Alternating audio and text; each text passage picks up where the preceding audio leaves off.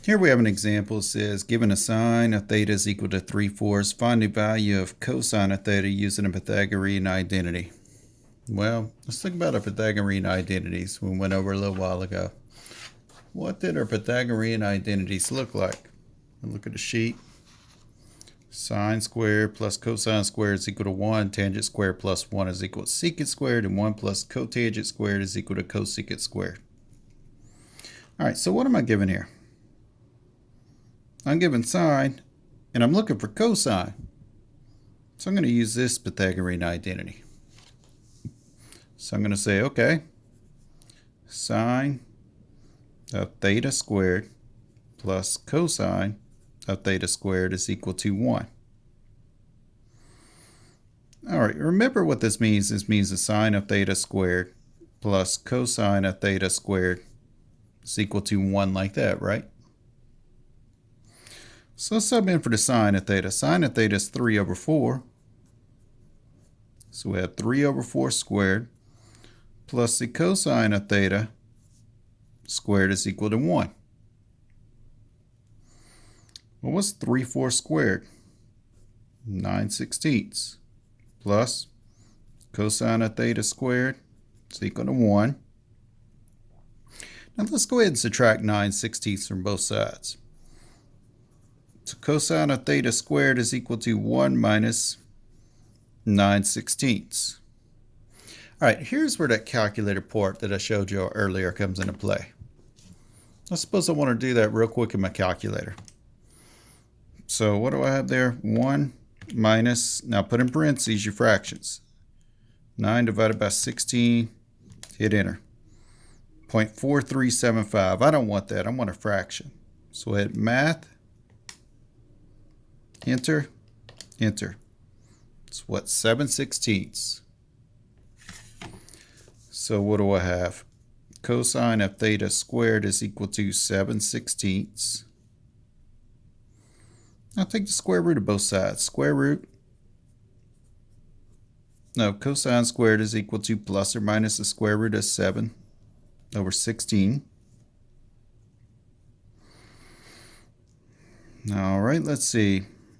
Cosine of theta we'll have here is equal to, we're only going to concern ourselves with the positive here, because remember, we're looking at sides of triangles, right? And the sides of triangles all have to be positive.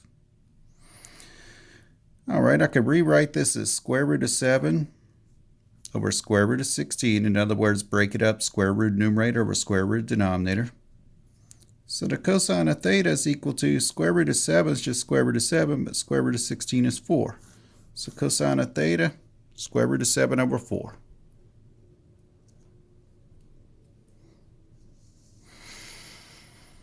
Our next example we want to approximate some values. What if we want to know about what 12.6 degrees the sine of that is? Let's come up with it. Now, I have the answers right here in front of me, but we need to see how we entered into the calculator. Very, very important here. Whenever you go to enter these, what are you taking a sine of? Something in degrees. So you're going to have to go into your mode right here and make sure you're in degree mode. So what I would do is I would just go over here, hit enter on degree. Now let's get out of that. Second function, mode for quit. Now with the sine of 12.6, close your parentheses, hit enter. What do you get? 0.2181, just like we have right there. All right, what about cosine of 5 pi over 22? Well, what's 5 pi over 22? That's not degrees, that's radians. So I'm going to need to go into mode and select radian mode this time. So scroll down, hit enter on radians. Second function, mode for quit. Now we're going to type in cosine. And anytime we have a fraction, we got to put in parentheses correct. Now, what we're going to have to do is we're going to have to put the whole numerator in parentheses over the denominator, so your calculator would do this right. So I'm going to open up another set of parentheses, put 5, second function, and this caret key for pi. Close that, that's the whole numerator, divided by 22. Then we need to close off that parenthesis. Hit enter. 0.7557.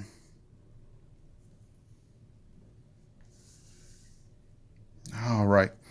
What about the secant of 1.25? First of all, which mode are we in right here? We might be tempted to say radians or degrees. I'm sorry, we might be tempted to say degrees since we do not have a pi.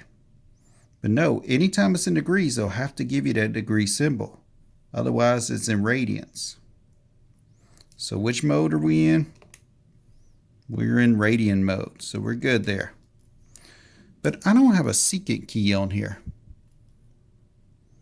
But what did we learn about the secant? The secant is 1 over the cosine.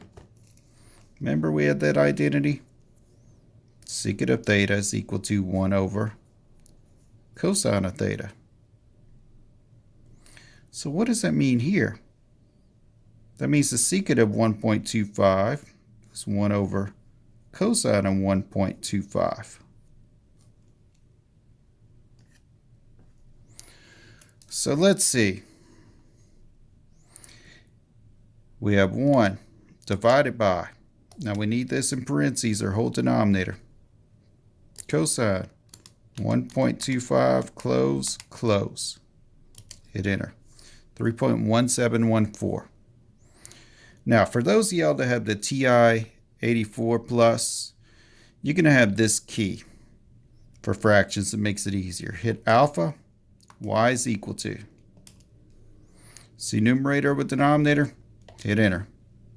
And you'll be able to put in 1 over cosine of 1.25, and you should get the same thing.